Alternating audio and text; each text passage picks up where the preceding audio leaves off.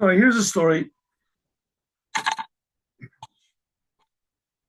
I have told the story before, and if you look in the archives, you'll see somewhere that it's there, but I want to tell it again. It's a good story.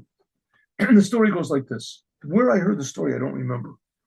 The story goes like this. There was a village where Hasidim lived in Europe, and they had a very holy rabbi that encouraged them to learn Torah and do commandments, give a lot of charity, help others. And with 1 year, it was very successful. They were very successful, and everybody had a lot of money. And they decided that they wanted to build beautiful sukkahs. Why did they want to build beautiful sukkahs? Because the Rebbe had a beautiful sukkah. Every year, the Rebbe and their Rebbe would put a lot of money into building a beautiful, beautiful sukkah with all sorts of ornaments and big schach on it and lighting and etc. Just by the way, in Chabad, we don't uh, put a big emphasis on ornamenting the sukkah. If you want to, that's good, but we try to make it as simple as possible, as simple as possible. But and like there were the Sephardic Jews that came, a lot of them came and became Chabad, and the Sephardic Jews, they're more normal in Judaism. It's more happy, also positive, and so they used to decorate their sukkahs and also, but they became to Israel, and Chabad saved a lot of them from assimilation and this. And they asked the Rebbe what to do. I mean, we're Sephardic Jews, and our parents, our grandparents, they all decorated the sukkah. And but now we're Chabad, should we not? And the Rebbe said Chabad only came to add things, not to take anything away. If you used to decorate the sukkah, continue decorating the sukkah. Okay, anyways, so this rabbi, I think Chabad is the only ones that sit in a simple sukkah. They try to make it simple. So this rabbi had a beautiful sukkah. He put hundreds and hundreds of dollars into ornaments and things, nice thick walls and beautiful. So all the Hasidim, his followers, decided that they wanted to do the same thing. So they went and they asked the rabbi. They said, "Listen, thank God everyone profited this year. We have enough money. We would like to make beautiful sukkahs like yours." And the rabbi said, "Sure, why not?" The problem is, who's going to make the sukkahs? The people there, they made money from business, from different things. There weren't too many that actually worked with their hands, but there were 15, 20 of the, let's say, 500 families that were in this village of fellows that they knew how to work with their hands. Some of them were carpenters, some of them they were plumbers. In any case, there were people who understood building.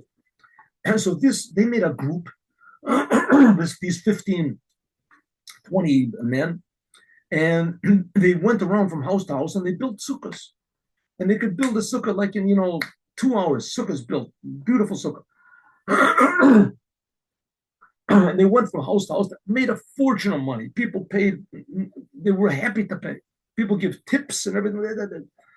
And they worked 500 families. They had to really work fast. So they went from house to house and they built and they went and they went and they built. They worked day and night, day and night. And they built sukkahs around. Anyway, by the time they finished building the sukkah, this took them several weeks, whatever, and to build the sukkahs. So and by the time they finished building all these sukkahs for all these families, so there was like an hour and a half before the holiday, and suddenly they realized that they had been so busy building sukkah that they didn't build a sukkah for themselves. So what are they going to do? So they said, "Listen, we can't go home and build sukkahs for each one in his own. We won't have any time." So they decided that they're going to take all the scraps from all of the sukkahs that they built, and they had put all these scraps in one specific place, sort of outside of the town. And they were going to. The plan was is that after the holiday, they would make a fire or something. Anyway, they would get rid of these scraps. And there was also boards that were there and things that they didn't use for the sukkah. We'll take that and we'll make one big sukkah for everybody, for all of us, all 20 of us. And all of our 20 families will go in the sukkah. They said, okay, we got no choice. So they went to this place and they gathered the scraps together and they started working and pounding and making and going and getting branches and putting on the top. And sure enough, 15 minutes before the holiday was there, the sukkah was there. It was not that sturdy. It certainly was not that aesthetic. But it was a sukkah. It was a kosher sukkah, and they could all sit in it. And so it was. All of them. They ran to the mikveh, and they came to the synagogue. I don't even know if they had time to change their clothes. And they went and they prayed, and they were very happy. And everyone was happy, and they were rejoicing, and they were singing, and everything like that. and everyone was shaking the workers' hands. Thank you very much. You made such a beautiful sukkah for me. And they're all dancing and happy, and the Rebbe is happy, and they're happy. And suddenly they hear outside thunder, thunder, thunder. They open up the door, and it starts to rain. They see it's raining. Now, Sukkot is in the beginning of the rainy season, so they're looking at it, it's starting to rain. So they sort of laugh, haha, it's starting to rain.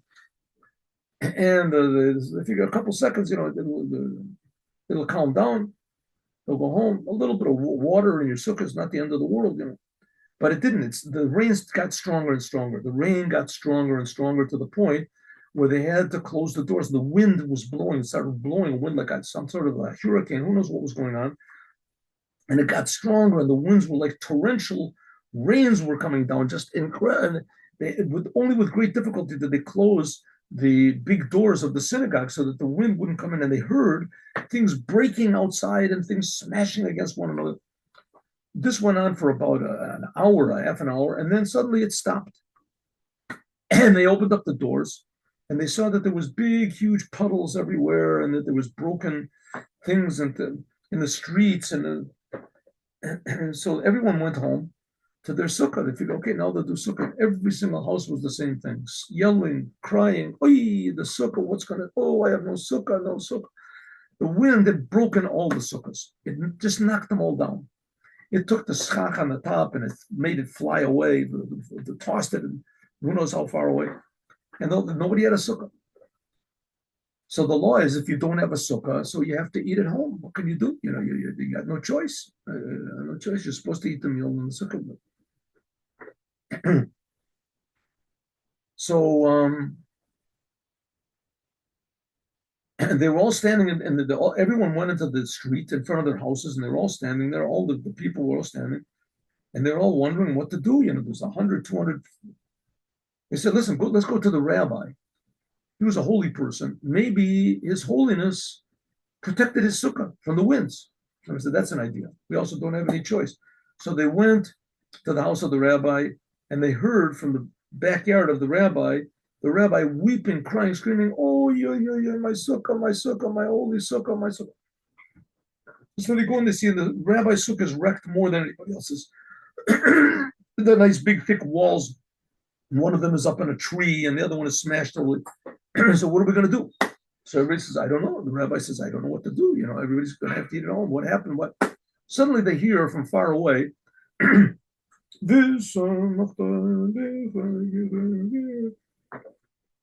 happiness. So the children, they're always curious. So they run in where the music is coming from. Obviously, somebody must have a sukkah where they singing. And they come running back, and they say that the children say the sukkah of the workers is still standing, and the workers are eating in the sukkah with their families. So nobody believes it. So they run, and they come back, and they say it's true. The sukkah. So the rabbi says, Kinderlach, we're going to eat in sukkahs. Everybody, yay! And they all go home, and they bring their meat and their fish and their bread and their wine. And they all come to the sukkah. So meanwhile, the workers have finished their meal, and they're finished, and they're ready to go. They don't know the other sukkahs are broken. They have no idea. They just went, they took all their families, and they went to the sukkah, and it was dripping a little bit in the sukkah, but it was still.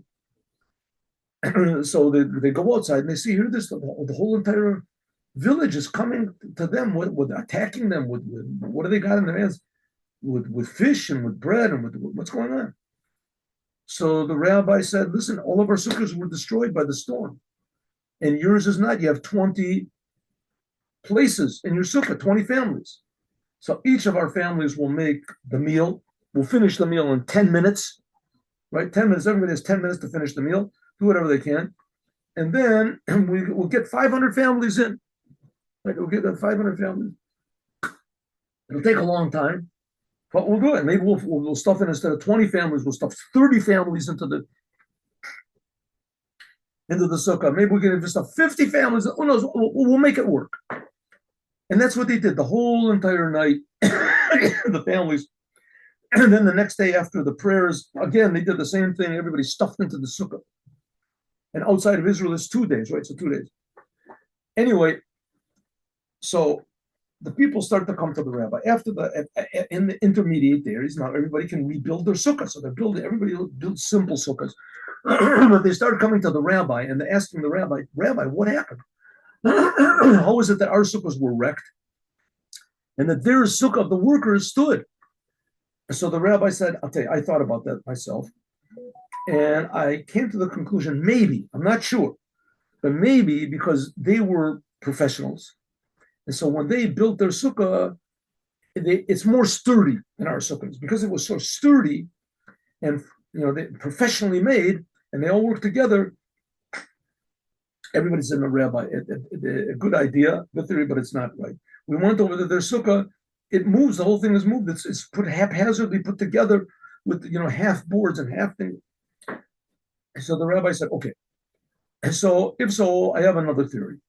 The theory is because our sukkahs were in our backyards.